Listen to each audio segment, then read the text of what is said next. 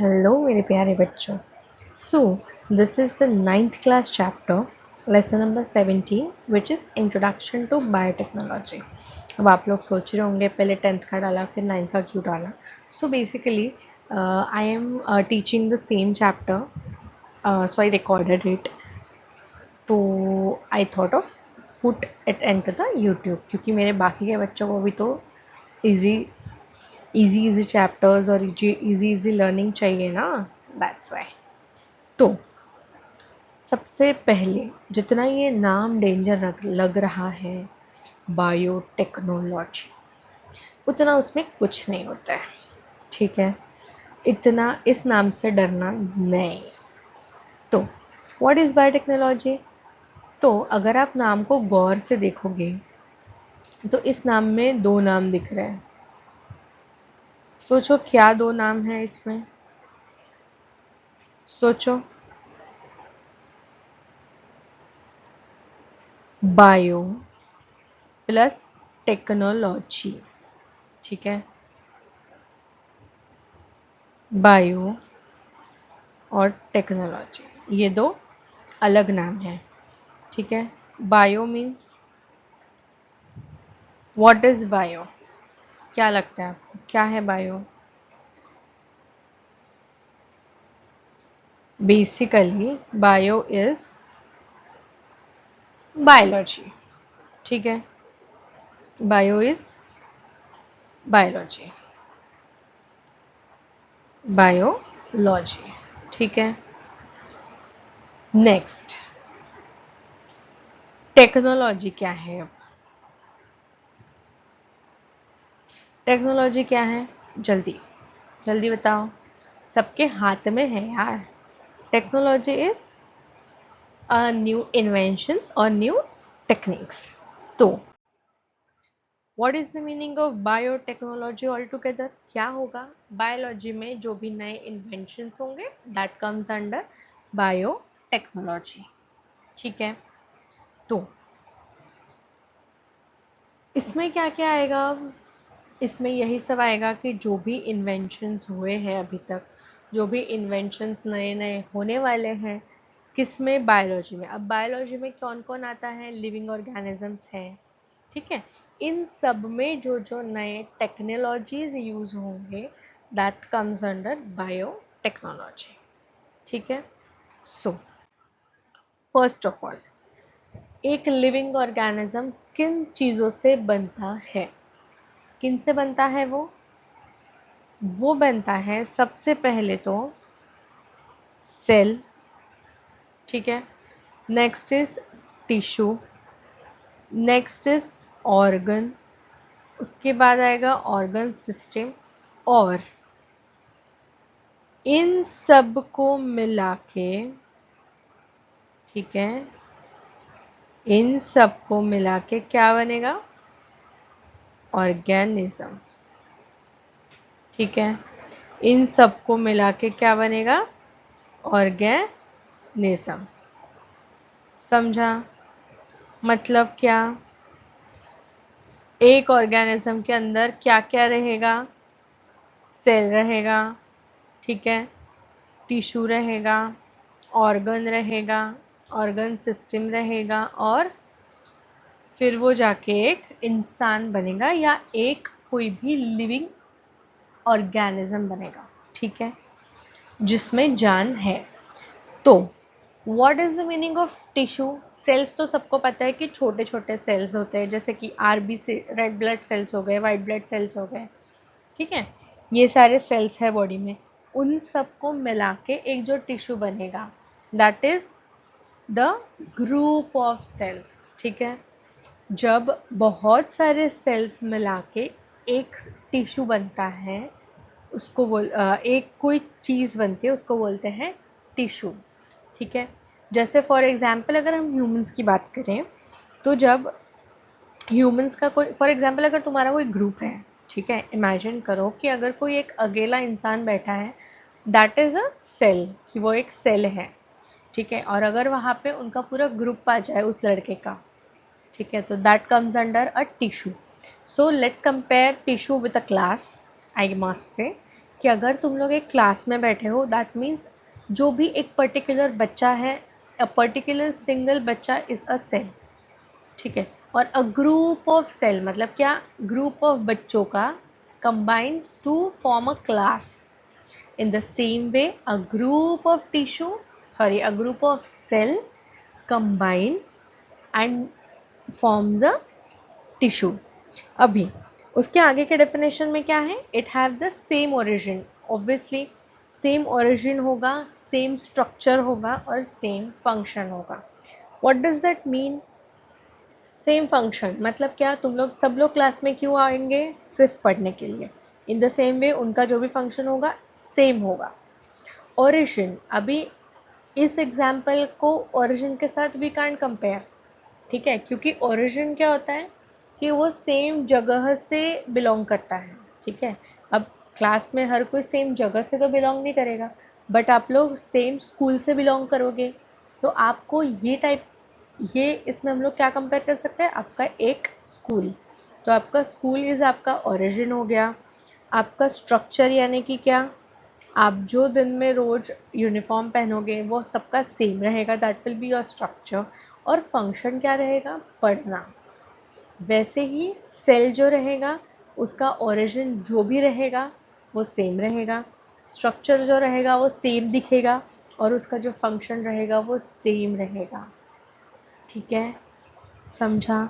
Basically a tissue is a group of cells which having the same origin, same structure and same function, ठीक है। In living organism, the body is organized in levels from simplest to the most complex.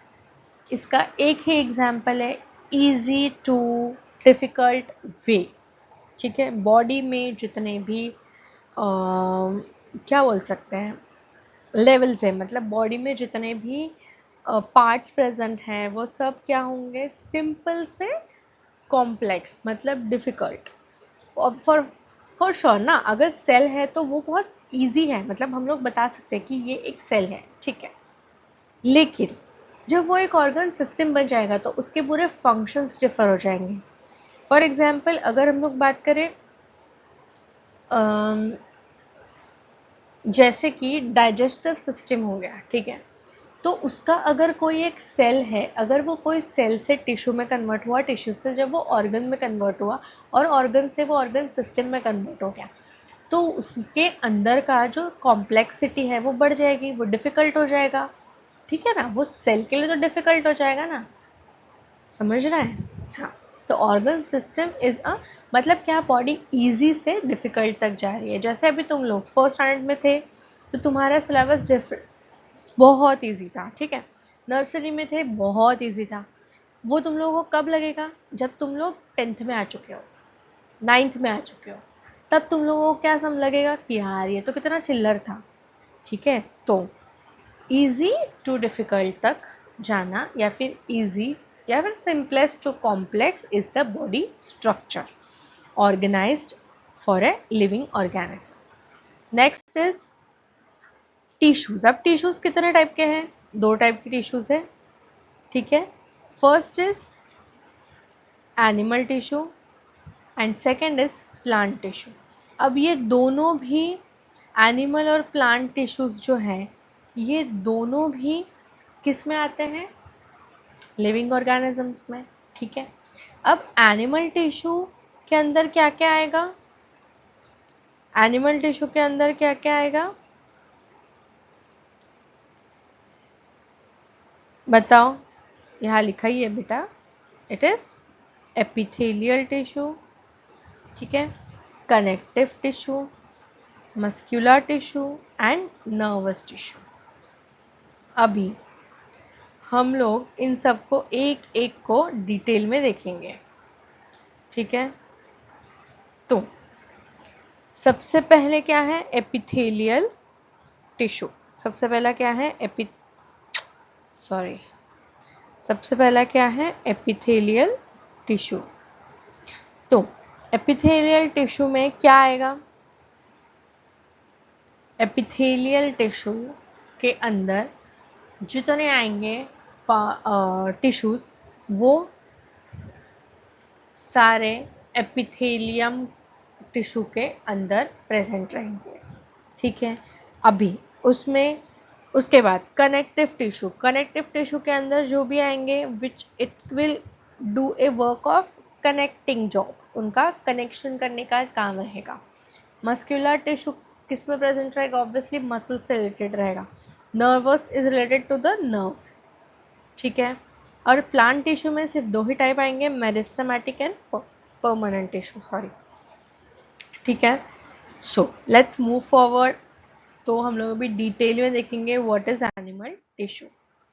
Animal tissue के अंदर first था epithelial tissue. In epithelial tissue there are the 6 types, ठीक है। First is squamous epithelium, second is stratified epithelium, third is glandular epithelium, fourth is columnar epithelium, fifth is ciliated epithelium, and seventh is cuboidal epithelium. Sorry, sixth is cuboidal epithelium. इन सारे एपिथेलियम्स को अब हम लोग क्या देखेंगे? Detail में देखेंगे, ठीक है। एक एक को डिटेल में अभी हम देखेंगे। Let's move forward.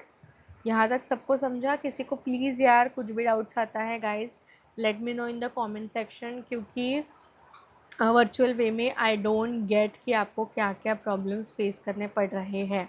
मुझे सब्सक्राइब करो, फॉलो करो मेरे को। अगर आपको पर्सनली मुझसे इन सब चीज़ों के पर्सनल क्लासेस चाहिए तो you can also DM me for the number, I definitely share you, और मैं सारे नोट्स आपको शेयर करूँगी, ठीक है। Next is connective tissue. पहले हम लोग क्या कर लेंगे? हम लोग पहले एनिमल टिश्यूज के पूरे जो टिश्यूज हैं उसके पूरे टाइप्स देख लेंगे, उसके अंदर कौन से टाइप्स आते हैं। उसके बाद हम लोग एक एक टाइप के एक एक पार्ट को प्रॉपरली एक्सप्लेनेशन लेंगे, ठीक है। और एक एक टिश्यू का एक एक पार्ट मैं बनाऊंगी, ठीक है। Next is connective tissue. Connective tissue के अंदर सबसे पहला is blood, second is lymph, third is areolar tissue, fourth is adipose tissue, fifth is cartilage, sixth is bones, and last is tendons and ligaments.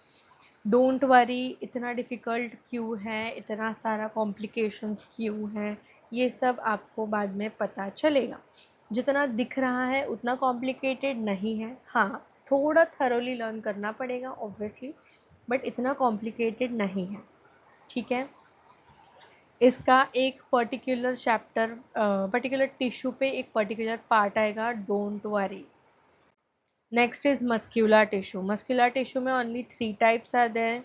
First is striated muscles, second is non striated muscles, and last is cardiac muscles, ठीक है। इसमें सिर्फ 3 types of muscles tissues आते हैं, ठीक है, जिसको हम लोग ऑब्वियसली बाद में डिटेल में देखेंगे। Next is nervous tissue. उसमें क्या क्या आएगा?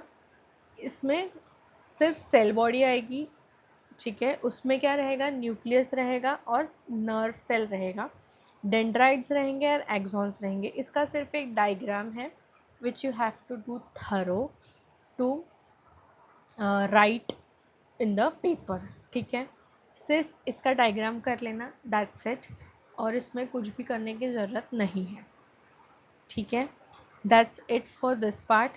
The next part will be our detailed tissue explanation, in which epithelial tissue will be the first part, second part will be the connective, third will be the muscular, and fourth will be the nervous tissue.